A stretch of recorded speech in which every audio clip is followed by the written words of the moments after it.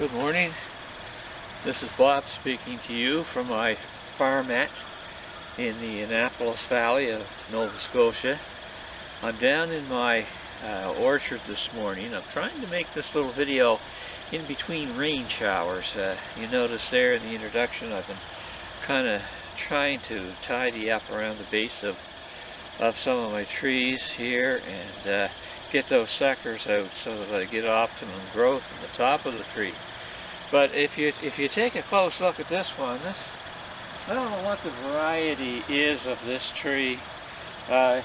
It was here when I moved to the property 40 years ago, and it's taken a lot of damage over the years from storms and well, my own personal abuse as well, not really knowing what I'm doing with the mower.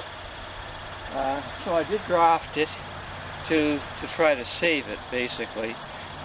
When I cut this back, it had it had a canopy of almost 20 feet. It was taking up far too much space.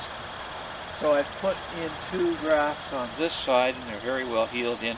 They're now 4 years old, and 2 grafts on this side. These 2 here being Cortland, and these 2 on this side being Macintosh. Now, I would have thought by now that I would have had apples on that tree, but there haven't even been blossoms on it. And I've been looking at YouTube trying to figure out, well, what is it I'm doing wrong?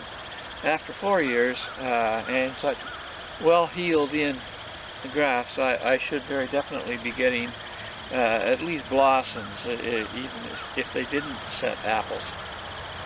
So I was listening to a man who was doing a demonstration of pruning espalier apples, and he mentioned that it's better to prune for fruit in the summer rather than the winter, because in the winter your pruning results in vegetative growth. And I probably got close to 15 feet of vegetative growth there, and I don't want that. I want apples.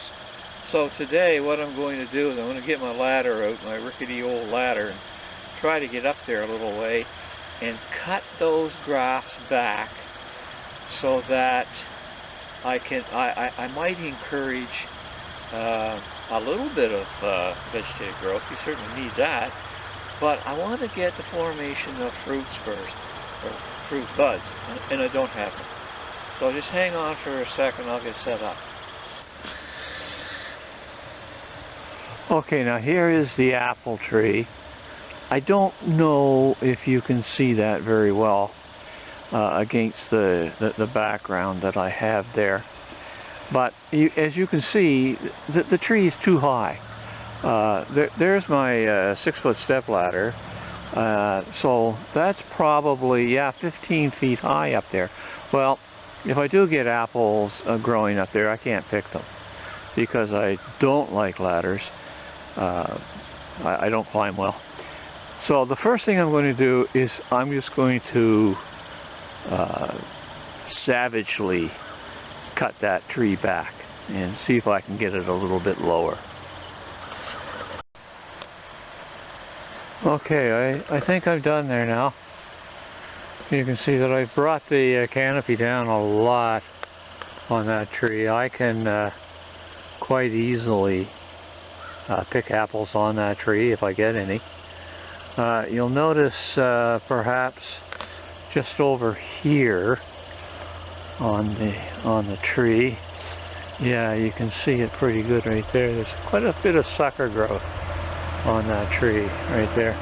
I'm going to leave those on there, and maybe next year I'll be able to graft onto that to give that tree a little more symmetry. I hope it didn't take too much off. I was a little more brutal than I thought I would be, but anyway, that's my rendition of summer pruning with the hope of getting a little better formation of fruit buds next spring. Thanks for watching. See you for my next project.